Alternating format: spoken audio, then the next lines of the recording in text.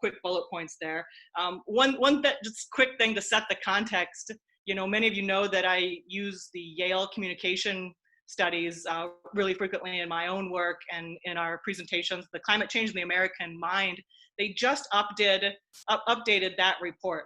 They put out a new survey just this last month. And in that report, what they essentially wanted to ask was, did public opinion about climate change, did it differ because we are in, of course, COVID-19, we're in month 3 of the pandemic here in Michigan this May. And so they re-asked many of those questions. As many of you might know, back in 2008 to 2010, during the last Great Recession, of course, climate change and environmental opinions plummeted. And many folks said, oh, the reason for that was because the economy became a priority. And the Yale folks have found that that's actually not true. So the good news is right now, climate change opinions that I showed you a couple months ago are holding stable and even increasing. We're at an all-time high of 73% of Americans that believe in climate change or in that top tier, and 62% understand that it's human caused. Though we have not seen those highs before. And that's in the midst of COVID-19, where there's zero news about climate change. Everything, of course, is about the virus or the economy. And so those factors, right, of what's kind of going on and where people's heads are at, we should be buoyed by that a little bit, I think. A lot of Americans are interested in solving this issue still. But like I showed you the numbers a few months ago, we still rarely talk about or discuss climate change. Fewer than half perceive social norms, and most see it as an environmental issue rather than, as you know it, the economic, health, social justice, and moral issue. 67% of those alarmed say they would join a campaign, but only 6% are doing it. In part, this whole talk and meeting is a huge shout out because all you people on this call, you're that 6% in the country. You are part of the folks who are actually making something happen in your own communities. Not that we don't have a ton of work to do, but here we are. So I just wanted I just read that report this morning and couldn't help but tell you all about it, of course. So where have we been? So last July, we hosted our first meeting. We did not even have the name Kalamazoo Climate Crisis Coalition yet. If you'll remember, those of you that were there, we met in the very hot, unair-conditioned upstairs of First Congregational, thanks to them for hosting us. And over 60 people showed up for those first meetings. I tried to write everything down on whiteboards. There's a picture of that.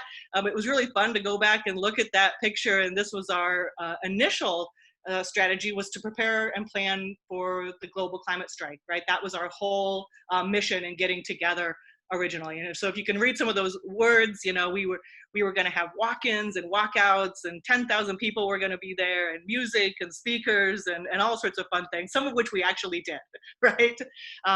And we continued to meet every Monday, if you'll remember, last August through September, most of the time at First Congregational. And we set up a few committees at that time. There was a general overall strike committee. We had a committee for speakers, logistics, media, messaging, and promotions that has morphed into a communications committee today. And of course, we formed our Fridays for Future committee as well.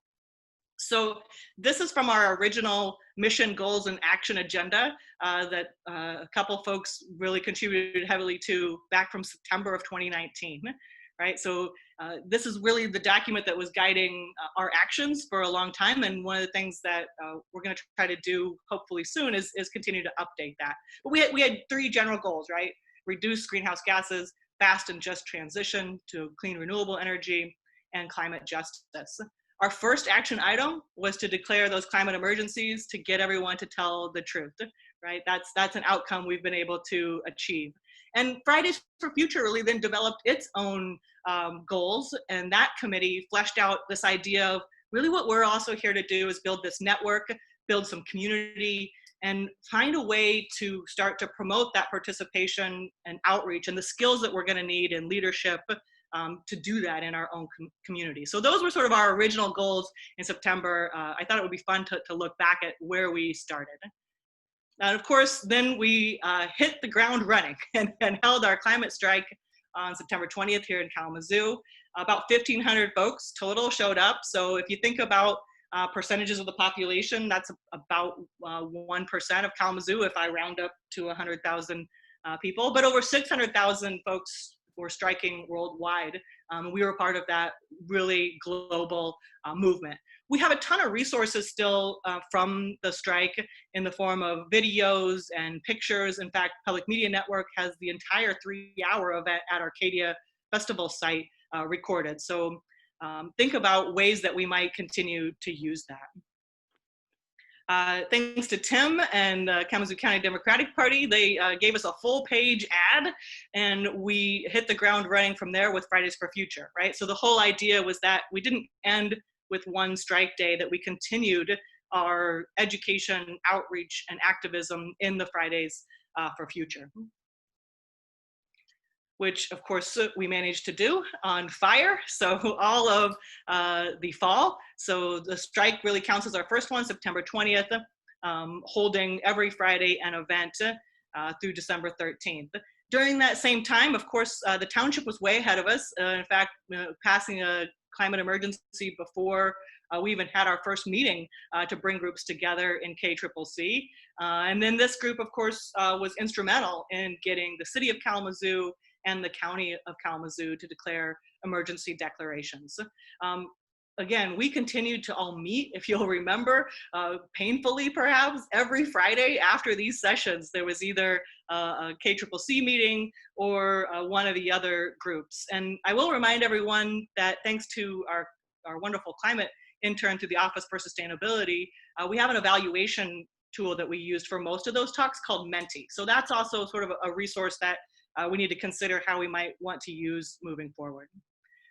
So Fridays for Future continues into the winter semester as 2020 began. As most of you know, right, we had to start canceling events as of March 13th, but thankfully we got through about half of our planned winter series. And the big event that was announced at the climate strike, right, is the Kalamazoo Public Library's reading together of We Are the Weather, which we also did a low carbon eating challenge for that entire month. And the little note at the bottom is reminding me to remind you that we also have many of these talks recorded, not all of them, but many of them were recorded. Some quality varies, right? But again, that's a resource that we might want to think about how we continue to use. And then COVID can't stop us, right? So we had to cancel our Fridays for Futures after March 13th, but this group had already started planning a whole climate week of action to coincide around what should have been in-person Earth Day. And I'm really, really proud of all the folks who contributed to that pivot. And we would, we did like 15 events that we either sponsored or promoted or somehow helped produce that were part of the overall Earth Week. We also were instrumental in getting resolutions of support from, again, township always has to go first, and then the city of Kalamazoo and then Kalamazoo County to declare Earth Week 2020. We did a quick survey. Not a lot of folks participated in that survey, but it did show that folks were very happy with the content. It did raise their awareness of environmental issues and mostly of other groups. Many of the events that we sponsored were very popular, including Citizens Climate Lobby and KNOW, both did kind of spotlight features. Vegan Kalamazoo, the Net Zero Home video was hugely popular. Carbon Criminals, our birds photography, and our Climate Crisis Town Hall. So I'm just really proud of this digital pivot and the overall evaluation. One of the big things people wrote in their comments was how pleased they were to see folks working together, and that's what it was going to take, that we are in this together, and we have this great community of committed activists, and we need to be working together more. So just a quick little summary with some fun pictures maybe, right? Our climate strike on the 20th. Don't forget, we also did a Buy Nothing strike to coordinate with the global movement on Black Friday, November 29th. Our academic year-long series, September to March, we had planned 28 Fridays for Futures. Only 22 were completed. But because the 15 Earth Week events, I feel like we made up for those other events that we didn't get to. And of course, the climate emergency declarations, the Earth Week declarations, and just so many other events, you know, of tabling and partner events. So there's some fun pictures from many of those wonderful Fridays for Future and the strikes. So who we are currently, you know, our current kind of affiliates and organization and policies. The email list is about 2,000 folks, and we have about 800 social media followers. And I just would like to really stress and point out that we've done all of this with a volunteer network. I hate to even try to add up probably the hundreds, maybe thousands of hours that everyone in this coalition has spent to create events, to give talks, to spread the word, to create the logos. It just goes on and on. Of course, special thanks to Ida Muriel, our one paid climate communications intern, who we got to work for us from October to March. And thanks to the Office for Sustainability, our affiliate, in making that position happen. We would not be where we are with the communications without having a dedicated person that we were able to pay for even that short amount of time. And just a little bit on the finances. So originally, all funding was run through the Climate Change Working Group, the Western Michigan University, which is an affiliate of KCCC. The strike was pretty expensive. We raised a total of about $8,800. The strike cost us about $5,000 of that, and Fridays for Future cost us about $3,000. We spent a little bit of money on posters and fun art supplies that I got to go shopping with our affiliate from League of Conservation Voters to go buy. And we have about $300. That currently sits in a Climate Change Working Group as the fiduciary account. So that's something that we probably want to discuss moving forward.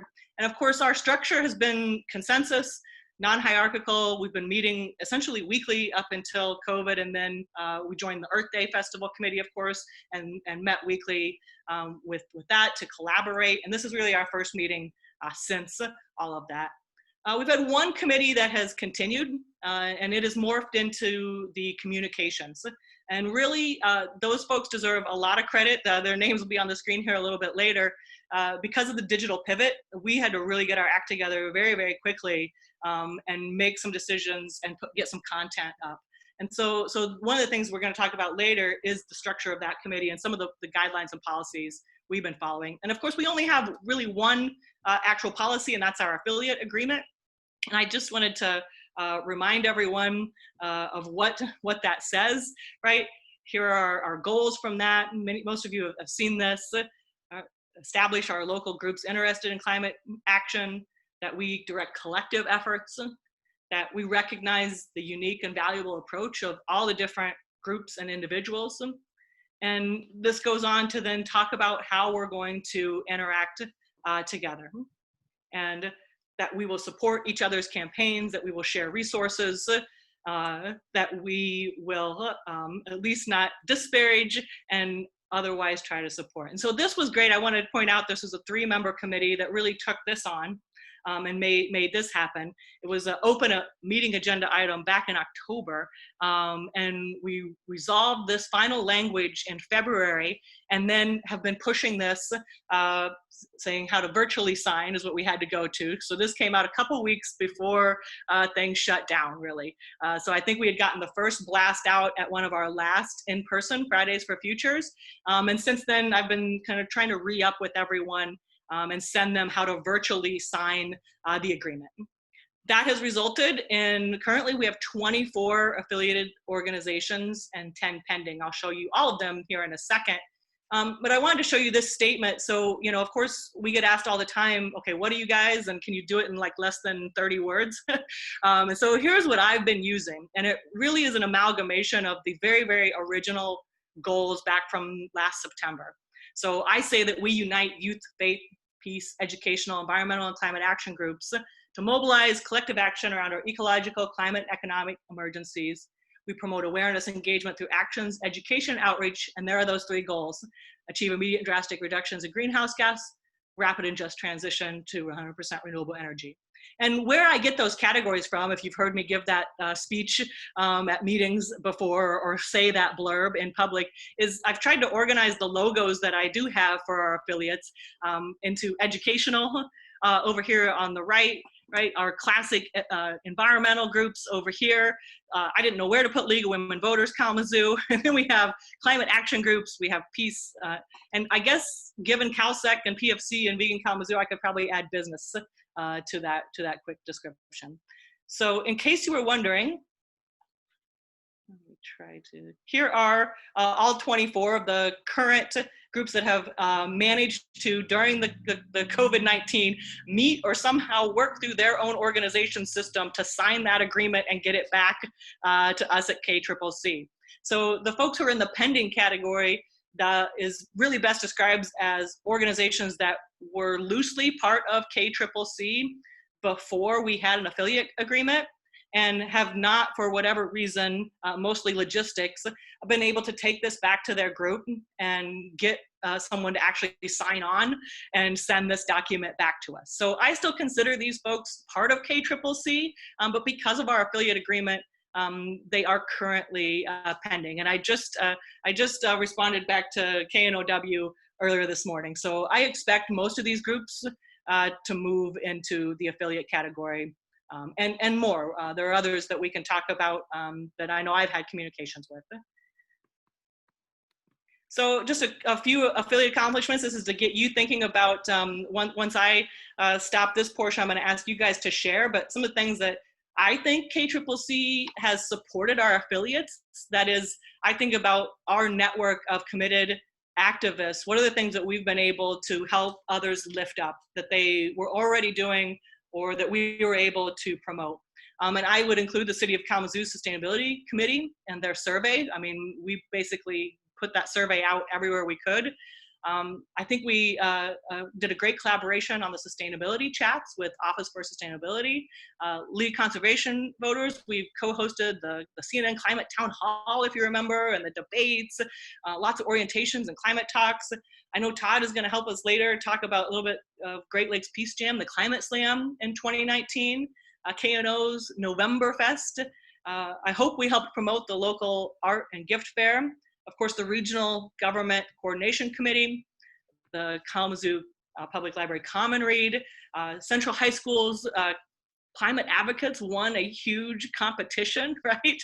I think that they would have done that without us, but I hope that we helped support that.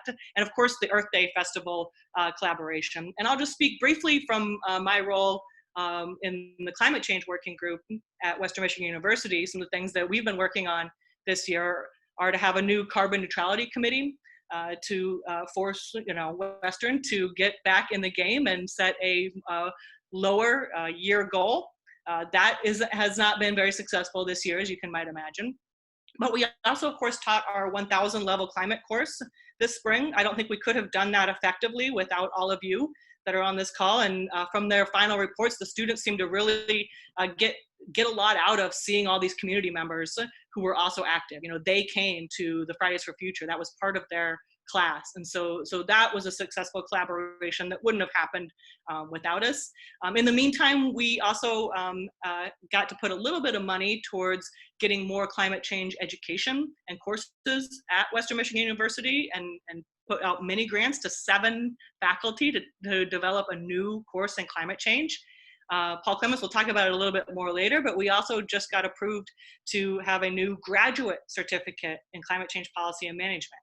So those are some of the things that I think we've done that we couldn't have done without all of you. So this is where I want to hear from you.